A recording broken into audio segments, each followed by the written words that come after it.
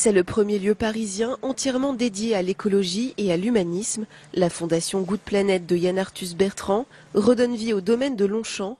L'écologiste souhaite faire de cet endroit un point de rencontre entre l'homme et la nature. Au programme exposition, réflexion et loisirs, Yann Arthus Bertrand est au micro de BFM Paris. On est dans le bois de Boulogne, à 10 minutes de la Porte Maillot. On est encore à Paris, dans le 16e arrondissement. Et on a la chance incroyable que la mairie nous a confié cet endroit avec quand même 5000 mètres carrés construits et 3 hectares pour faire un endroit où on va parler de gentillesse, de bienveillance, de partage, d'amour. Il y a beaucoup d'utopie là-dedans. Donc il y a l'exposition Human, toutes les vidéos qu'on n'a pas pu montrer dans le film. Bien sûr, tout un circuit pédagogique dans le parc. On va parler des abeilles, des insectes, des oiseaux, des arbres avec des animateurs, des concerts. Ce week-end, il y aura des concerts gratuits avec Zazie qui très gentiment vient chanter avec Camilla Jordana, avec beaucoup aussi de conférenciers d'ONG comme le WWF, Isabelle Autissier, comme les gens de SOS Méditerranée qui recueillent des réfugiés avec les bateaux qui sauvent des vies en permanence, ce que j'aime beaucoup. Et aussi Jacques Attali qui va venir parler du microcrédit. Donc c'est un mélange un petit peu de musique, d'humanisme et aussi quand même pas mal d'écologie. Ce qui est important, c'est que cet endroit est gratuit. Voilà, les gens payent en partant. Voilà, donc c'est une nouveauté. On prend beaucoup de risques parce que c'est quand même on est assez fragile, mais enfin moi j'ai assez confiance. Ici, ça va être un endroit qui va mettre en avant tous les gens qui font.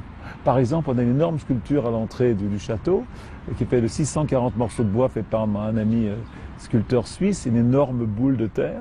Et chaque morceau de bois correspond à une petite histoire. Et il y a un livre qui a été fait avec une école de journalisme, avec, je crois, 740 belles histoires sur le monde. Voilà.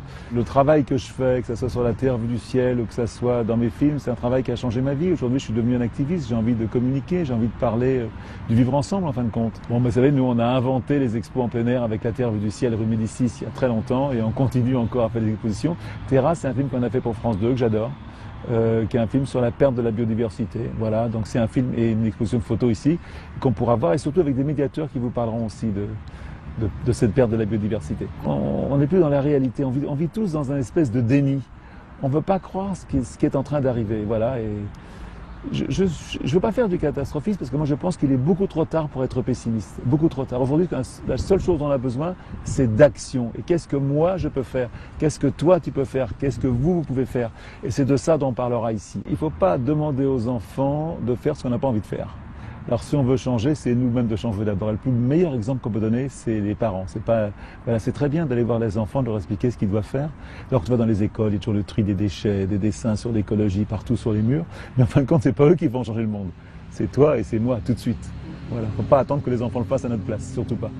Je me souviens dans Human, il y a un petit garçon à la fin du film qui habite Kinshasa, un petit enfant qui vit dans la rue, qui sait pas lire, qui sait pas écrire, et quand on lui demande quel est le sens de la vie, qui est compliqué, c'est quoi le sens de la vie? Parce que la vie, elle n'a aucun sens. C'est toi qui décides de donner du sens à ta vie ou pas.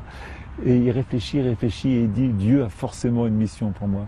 Et j'adore ça, parce qu'un petit garçon qui n'a rien pense qu'il a une mission sur la Terre. Et je pense qu'on a tous une mission. Alors c'est pas une mission, c'est pas énorme leur mission, mais d'essayer de faire un monde meilleur autour de nous. Et c'est pas si facile, voilà. Et j'aimerais qu'on parle de ça ici.